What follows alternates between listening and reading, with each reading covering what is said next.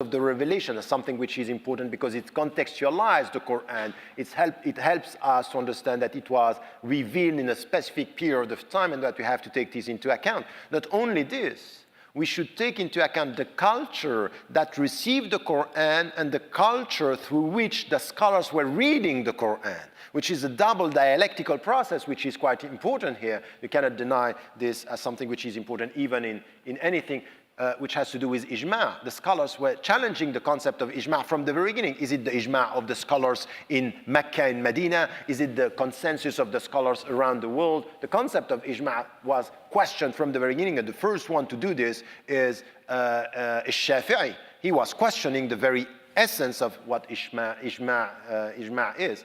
So about the authority and in which way we have to deal with this mindset. There is a misunderstanding in the Muslim attitude.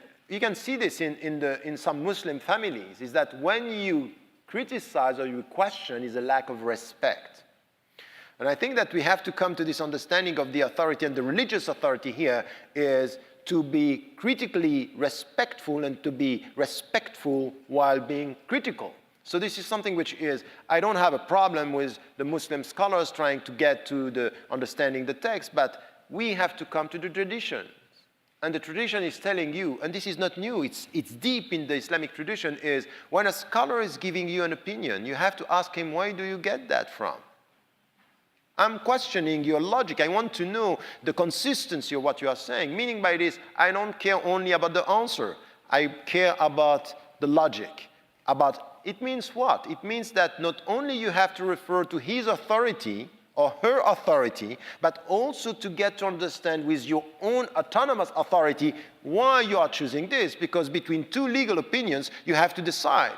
A fatwa, by definition, is a legal opinion, and you can decide. It's not compulsory.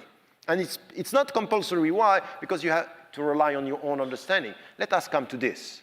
Why there is no central authority in Islam, why this legal tradition is opening up for discussions. We have to come to this and to promote this spirit, this mindset, by promoting more education opens more critical thinking, and more critical thinking challenging the authority, not for the sake of just challenging, but to have a constructive critical discussion in the Muslim majority countries as well as in the Muslim communities in the West. No, I'm not saying that the context is universal. I'm just trying to say exactly the opposite, is that, of course, in exact sciences, when it comes to medicine, there is something which is universal. The way that our bodies are working, this is beyond, contextualization. But when it comes to sociology, political sciences, economy, this has to be contextualized, and it's not universal. But there are rules, that are and should be understood as universal rules. So if you come to the book, Radical Reform, I'm reading the text, the scriptural sources, what is called by Abu Hamid al-Ghazali, El-Kitab al-Mastur and El-Kitab al-Manshur, which is the universe, in a mirroring way, which says there are things that are indisputable and universal, there are things that are contextual, and there are things that are completely local. So we have levels here, and we have this in both texts. Because in fact, at the end of the day, we have two revelations. We don't only have one. And the scholars of the text are dealing with one revelation and forgetting or not taking into account at the right level the other revelations. So for this, by saying that we have to change the mindset, be careful. It's not because you are asking some people to change your mindset that you are going the same direction.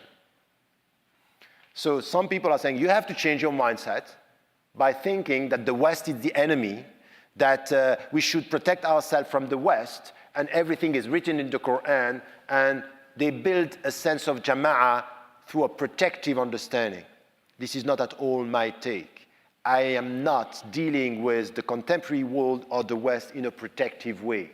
It's much more with confidence that I have, and my tradition has something to give to the contemporary debates on how are you going to be faithful to ethical principles in the contemporary world.